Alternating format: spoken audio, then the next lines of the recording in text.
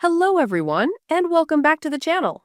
Imagine a child, born today, receiving a $1,000 investment that could grow significantly by the time they reach adulthood, setting them on a path toward financial stability.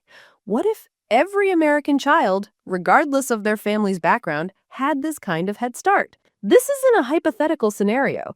It's the core idea behind a new federal initiative known as Trump accounts, currently making its way through Congress. Today, we're diving deep into this program, exploring its ambitious goals, the powerful figures backing it, and the significant debates surrounding its implementation. You might be surprised by some of the details and the potential impact this could have on the next generation of Americans. President Donald Trump is actively promoting these savings plans for newborns, an initiative that has garnered considerable attention from top business leaders and lawmakers alike. At a recent roundtable event at the White House, President Trump, currently serving as the U.S. president, showcased this program, emphasizing its potential to profoundly impact the lives of working and middle-class families across America. This proposal, previously referred to as money accounts for growth and advancement, or MAGA accounts, was strategically renamed Trump accounts before passing the House. This renaming offers the president a tangible benefit that he can directly associate with his administration, providing a counter-argument to the Democratic claims that his broader tax legislation primarily benefits the wealthiest Americans. It's also strategically timed, as the White House hopes the program's creation will improve Republican political fortunes, especially heading into the 2026 midterm elections, which have historically been challenging for the sitting president's party. So, what exactly are Trump accounts? At their heart, they're tax-deferred investment accounts designed for U.S. citizens born between January 1st, 2025 and December 31st, 2028, or January 1st, 2029, depending on the source. The federal government would provide a one-time initial contribution of $1,000 into each of these accounts. These funds would then be invested in index funds, which are designed to track the overall performance of the U.S. stock market. This mechanism ensures that the growth of these accounts is tied directly to the broader economic performance of the nation. It's a way to give every newborn a stake in the success of American enterprise from day one. Beyond the initial government seed money, the program also allows for additional contributions. Parents, other family members, friends, employers, churches, and even private foundations can contribute up to $5,000 per year into these accounts. The idea is to foster a culture of long-term saving and investing from an early age, providing a financial foundation that can grow significantly over time due to the power of compound interest. This concept of compounded growth is central to the program's promise, allowing even a modest initial sum to potentially multiply many times over decades, offering a substantial boost by the time a child reaches adulthood. As President Trump himself put it, beneficiaries would really be getting a big jump on life, especially if we get a little bit lucky with some of the numbers and the economies into the future. The accounts are controlled by the child's guardians until they reach a certain age. When the beneficiary turns 18, they can begin to access some of the funds. Specifically, they can withdraw money to pay for education, pursue vocational training, or make a down payment on a first-time home purchase. Some sources indicate that at age 18, beneficiaries could withdraw up to 50% of their balance, with full access to the remaining balance for qualified purposes at age 25, and complete control over the entire balance for any use at age 30. If the money is used for purposes other than those specified, it would be taxed at a higher rate. This structure is designed to guide young adults toward productive investments in their future, while eventually providing full financial autonomy, hopefully instilling a sense of financial responsibility and opportunity. A crucial aspect of these accounts is their funding mechanism. While the government's initial $1,000 contribution will be funded by the Treasury Department, President Trump has claimed that the program would come at absolutely no cost to the American taxpayer. This assertion is tied to the broader One Big Beautiful Bill, which is said to be fully funded through targeted reforms, including welfare changes and a proposed 3.5% remittance tax on money sent abroad. The One Big Beautiful Bill is a comprehensive Republican-backed budget bill, encompassing not just these savings accounts, but also historic tax cuts and an increased child tax credit, aiming to change the lives of working middle-class families across America. This point, however, is a subject of debate, as the Congressional Budget Office analysis suggests that the larger bill could add $2.4 trillion to the national debt over the next decade. The Trump Accounts program is part of this massive Republican-backed budget bill that has already passed the House of Representatives. House Speaker Mike Johnson and House Ways and Means Committee Chairman Jason Smith have been vocal proponents, emphasizing its transformative nature and its potential to set up the next generation for financial success. Speaker Johnson notably compared the concept to a 401k, highlighting the power of early investing. The bill is currently pending before the Senate, where it faces significant pushback, particularly from fiscally conservative Republicans who are demanding substantial changes, raising concerns about the national debt and other provisions like Medicaid and the state and local tax deduction, or SALT. Senators such as Rand Paul in Kentucky have explicitly stated opposition, while others like Ron Johnson of Wisconsin are pushing for a reduced price tag, complicating its path to President Trump's desk. Republicans are aiming to get the bill passed and signed into law by President Trump before the 4th of July, though some lawmakers and even the president have acknowledged this self-imposed deadline could slip. A significant development in the promotion of these accounts has been the active involvement and pledges from major corporate leaders. President Trump recently hosted an Invest America roundtable at the White House, attended by more than half a dozen corporate leaders. This event itself was a powerful display of private sector support, with corporate executives gathering in the state dining room of the White House to publicly endorse the initiative. Among the most prominent attendees were Michael Dell, founder and CEO of Dell Technologies, Dara Khosrowshahi, CEO of Uber, and David Solomon, chairman and CEO of Goldman Sachs. Other notable executives included Vladimir Tenev of Robinhood, Renee Haas of ARM Holdings, Parker Harris of Salesforce, Bill McDermott of ServiceNow, and Brad Gerstner of Altimeter Capital and founder of Invest America. Dell Technologies made a specific and significant pledge, vowing to match the government's $1,000 seed money dollar for the new children of its employees.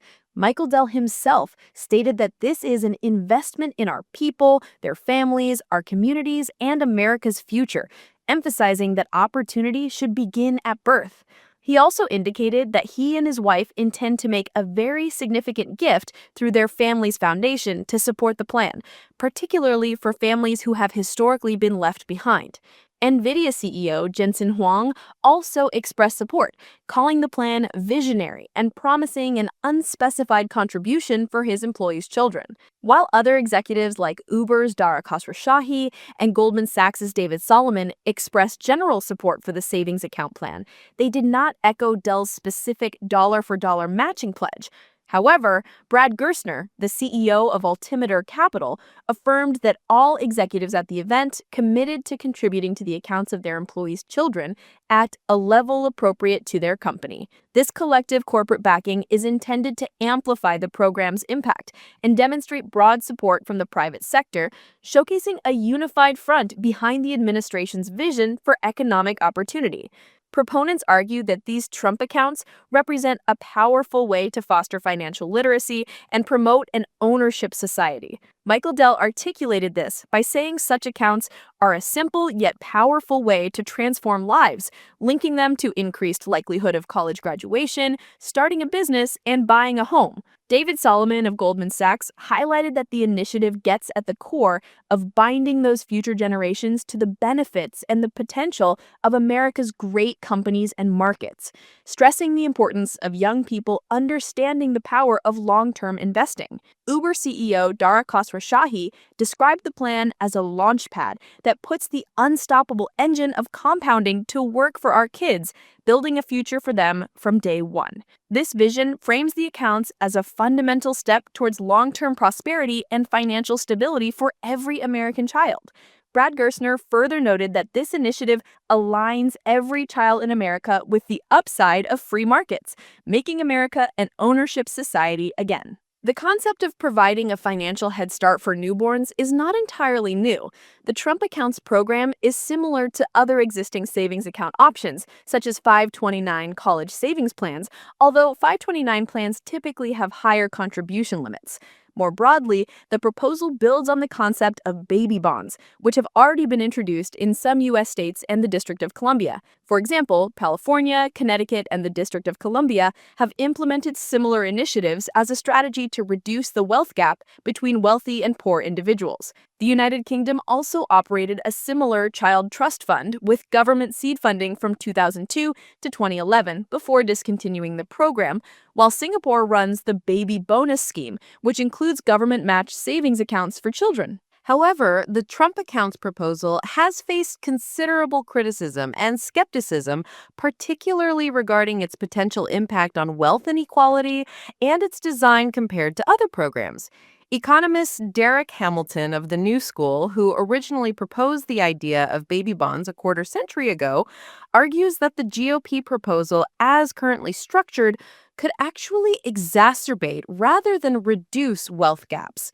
Hamilton's original vision for baby bonds was universal, but with a crucial difference. Children from poorer families would receive a larger initial endowment than their wealthier peers, directly attempting to level the playing field. He also envisioned the money being handled by the government, not by private firms, which differs from the Trump accounts plan and raises questions about private sector influence. This distinction is key, as Hamilton believes the current proposal is upside down and will enhance inequality by not targeting the most disadvantaged sufficiently. Critics, including Hamilton, contend that a mere $1,000, even with interest, may not be enough to make a significant difference for a child living in poverty. Assuming a 7% return, the initial $1,000 would grow to approximately $3,570 over 18 years. While symbolically meaningful, this is a relatively small financial commitment within the context of the much larger $7 trillion federal budget. Furthermore, financial advisors have expressed skepticism, with some, like Alpha Financial Advisors CEO Ann Riley, stating that the Trump accounts are not very attractive for parents to invest in beyond the initial freebie, citing comparatively limited tax benefits when compared to 529 college savings and Roth IRA retirement accounts. These experts suggest that the administration seems to be complicating things for no reason by introducing a new account type with less favorable tax incentives than existing options. Beyond the financial structure, there are broader concerns about the administration's priorities. The proposal to create Trump accounts comes at a time when congressional Republicans and President Trump are facing backlash for proposed cuts to programs that poor families with children heavily rely on, such as food assistance and Medicaid.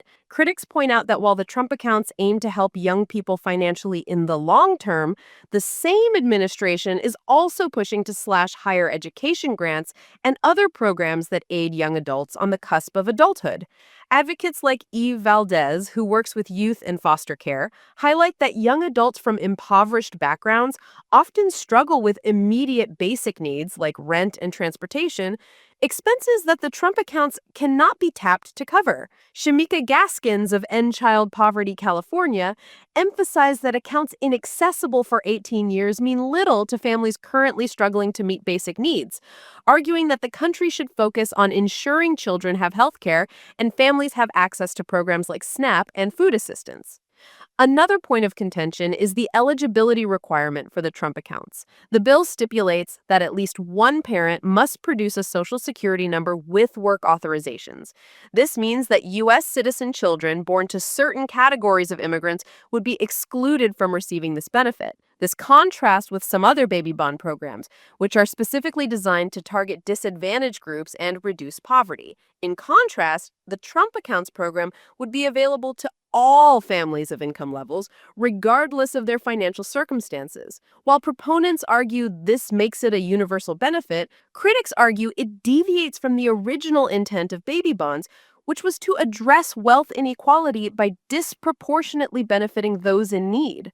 This raises questions about whether the program, despite its universal offering, truly serves as an effective mechanism for poverty reduction or instead primarily benefits those who are already more financially secure. Despite the criticisms, the White House and its allies continue to push for the swift passage of the One Big Beautiful Bill, with the Trump accounts as a key highlight. White House Press Secretary Carolyn Leavitt has stated that the bill will literally change the lives of working middle-class families across America by delivering the largest tax cuts in history, increasing the child tax credit, and by creating this incredible new Trump Accounts program, which will put the lives of young Americans on the right financial path. The emphasis remains on the long-term financial benefits and the idea of providing every eligible American child a significant financial head start from day one. The administration believes this program is a vital step toward equipping the next generation with the tools they need for prosperity and success in the American economy. House Speaker Mike Johnson has also warned that failure to pass the legislation would result in the largest tax increase in American history, pushing for swift congressional action on this pro-growth legislation. The debate surrounding these accounts underscores a broader ideological conflict about how best to support American families and address economic disparities. While the administration and its corporate partners champion the Trump accounts as a bold, transformative policy designed to harness the strength of the economy for future generations, critics express concerns about their effectiveness for the most vulnerable populations and the potential implications of the larger bill's fiscal impact. The legislative journey of the One Big Beautiful Bill through the Senate will undoubtedly be watched closely, as its fate will determine whether these Trump accounts become a reality for millions of newborn Americans, and the extent of their reach and impact on the nation's financial landscape for decades to come. This initiative is not just about $1,000. It's about the very definition of economic opportunity and who gets to participate in the American dream from the moment they are born. The discussions around it highlight the complexities of crafting policy that aims to be both universal in appeal and impactful for those who need it most. As we continue to follow the developments in Congress, it will be essential to consider all perspectives and the potential long-term consequences of this proposed legislation. The future of these Trump accounts remain uncertain, but their presence in the national conversation is undoubtedly significant. Thank you for tuning in and staying informed on this crucial topic.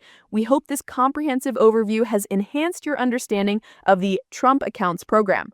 Please remember to like this video, subscribe to the channel for more in-depth analyses, and share your thoughts in the comments below. We always appreciate your engagement. Until next time, take care.